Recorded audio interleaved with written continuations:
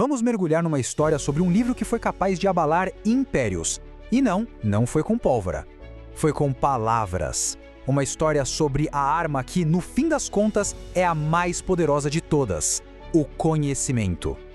Então pare para pensar um pouco. Qual foi a maior arma do século XVIII? A primeira imagem que vem à mente, claro, é o canhão. Aquele símbolo de força bruta que redesenhou fronteiras, que derrubou dinastias inteiras. Mas essa é a resposta fácil, a resposta óbvia. A verdadeira arma, essa era bem mais sutil. E acredite, infinitamente mais perigosa.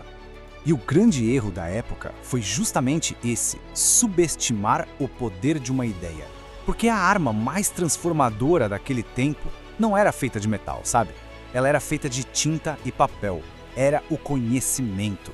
Um conhecimento organizado, colocado ao alcance das pessoas e, o mais importante, um conhecimento que libertava. E é exatamente por isso que ele estava sob um ataque constante. E o epicentro de todo esse terremoto intelectual era este livro aqui, a Enciclopédia. Pensa só na ambição do projeto, idealizado por Denis Diderot. Foi, sem exagero, uma das empreitadas mais audaciosas da história. A ideia era simplesmente catalogar todo o conhecimento humano. Tudo sobre ciências, artes, ofícios, tudo num só lugar. Um trabalho monumental que levou mais de 20 anos para ser concluído. E o objetivo? O objetivo não era nem um pouco modesto. Nas palavras do próprio Diderot, a missão era mudar a maneira comum de pensar. Olha que forte! Isso não era só uma frase de efeito, um slogan. Era, na prática, uma declaração de guerra. Uma guerra contra a ignorância, contra o dogma que servia de pilar para o antigo regime. É que a enciclopédia era muito mais do que um simples dicionário, entende? Ela era quase um manual para autonomia, um mapa para autodeterminação. De repente, as pessoas tinham em mãos um livro que explicava o funcionamento do mundo sem precisar de um intermediário divino, que revelava os segredos dos artesãos que antes ficavam trancados nas guildas, que ensinava física, astronomia, ou seja, dava as ferramentas para que as pessoas pensassem com a própria cabeça. E claro, para um sistema, para uma monarquia, para um clero que dependia do mistério e da obediência cega, não existia ameaça maior do que essa. Então, como era de se esperar, a reação veio. E veio com tudo. Foi imediata, foi brutal, foi implacável.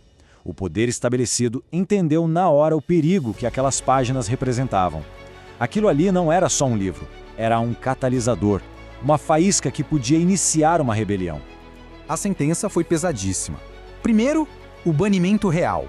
O próprio rei decretou a proibição da obra. Depois, a censura da igreja, que jogou a Enciclopédia na sua lista de livros proibidos, alegando que corrompia a moral, que promovia a descrença. E o Diderot, o cérebro por trás de tudo isso? Bem, ele virou um alvo. Um fugitivo literário, perseguido simplesmente por ter ousado organizar o conhecimento humano. Mas aí a gente para e pensa. Por quê? Por que tanto medo? Porque uma simples coleção de fatos, de definições, de diagramas causaria uma reação tão violenta das instituições mais poderosas da época? A resposta é tão simples quanto poderosa, e ela ecoa até hoje. Porque conhecimento é poder. É isso. Ao democratizar o acesso à informação, Diderot não estava só publicando um livro, ele estava, na verdade, transferindo poder, tirando o poder das mãos de uma elite e colocando-o nas mãos das pessoas. Mas proibir algo assim, geralmente só torna um desejo maior, não é? A enciclopédia foi para a clandestinidade. Gráficas secretas começaram a rodar, muitas vezes à luz de velas, imprimindo cópias que eram distribuídas de mão em mão, em becos escuros, por baixo dos panos. Cada livro que chegava a um leitor era um pequeno ato de desafio. E assim, de forma silenciosa, essas ideias foram se infiltrando na sociedade, preparando o terreno, semeando o solo de onde mais tarde brotaria nada menos que a Revolução Francesa. O legado do Diderot e da sua enciclopédia, então, nos deixa uma lição muito poderosa. A de que a verdade tem uma força que não pode ser contida. E que ela precisa ser compartilhada, precisa ser ensinada, mesmo que para isso tenha que ser impressa na escuridão. É um lembrete, sabe, para a gente nunca aceitar as coisas de forma cega, mas para sempre, sempre, questionar o porquê. Isso tudo, claro, traz a gente para os dias de hoje, porque sempre existem ideias que desafiam o status quo, que questionam a autoridade, que forçam uma nova maneira de pensar. Então, fica a reflexão. Qual seria o equivalente da enciclopédia no nosso tempo? Qual é aquela ideia, aquele conceito, aquele livro proibido em cada área de atuação que tem o poder de, mais uma vez, mudar a maneira comum de pensar?